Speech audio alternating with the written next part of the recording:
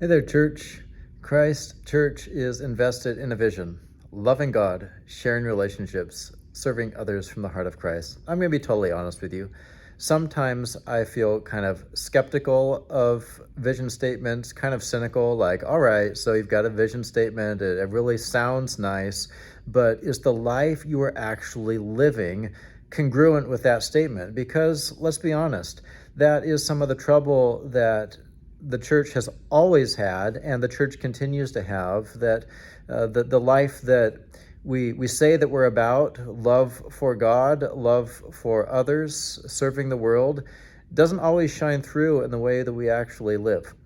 So I'm sitting in the newly renovated youth room, which we're now calling the gathering room, which isn't to say that youth aren't going to gather in here anymore. It just recognizes that this room is filled with people for so many different purposes, and it has been freshly renovated, freshly refurnished. So I'm sitting on a couch, and you can see behind me that there's kind of a meeting table. We have some high top tables and our television, another couch across from this one, and another meeting table. This furniture went in last week, and we've repurposed this room expressly around our vision, especially the sharing relationships and serving others part, because that is part of how we love God.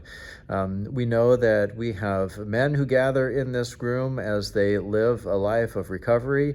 Last night, there were 9 women in this room starting out a new Bible study. We're going to be having a Bible study after worship starting on October 16th as part of our Journey of Promise, which is a stretch of months in which, in different ways, we're going to be asking questions as we roll forward through and out of the pandemic. Questions like, who have we been? Who are we now? Who is God calling us to be? And so I'm sure that we're going to have a Bible study meeting here in this room. We have Girl Scout leaders who meet in this room. I wouldn't be surprised if some of our groups, like our CPC book study, starts to meet in this room. The next time we have a confirmation class, I see that class meeting in this room.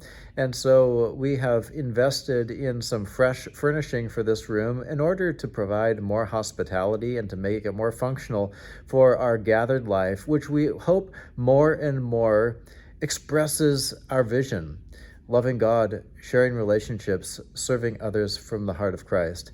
And something I love about this room is that we weren't thinking simply about church members in it.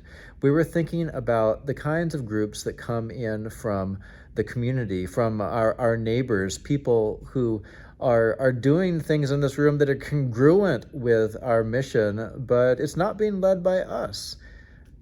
That isn't to say that the Holy Spirit isn't alive and at work in those groups.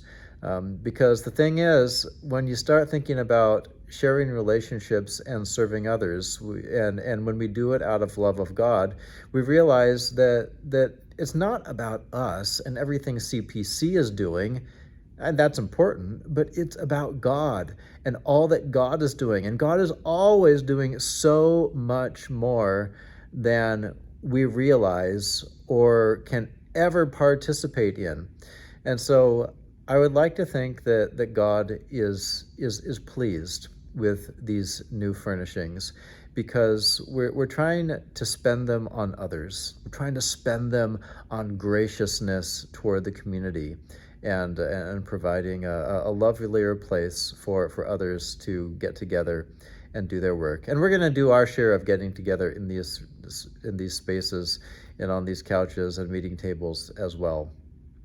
We are getting together at the end of the month for a chili cook-off and a relief hygiene kit packing event. We're getting together to provide hospitality to Case Western and international students from Cleveland State after they pick apples. We are getting together for groups. We are getting together for Life Revealed youth events. We're hosting Trunk or Treat for Girl Scouts coming up on the 23rd. There are so many different ways in which we are gathering for ministry. And I guess the question I have for you as you listen to this is, how are you part of this?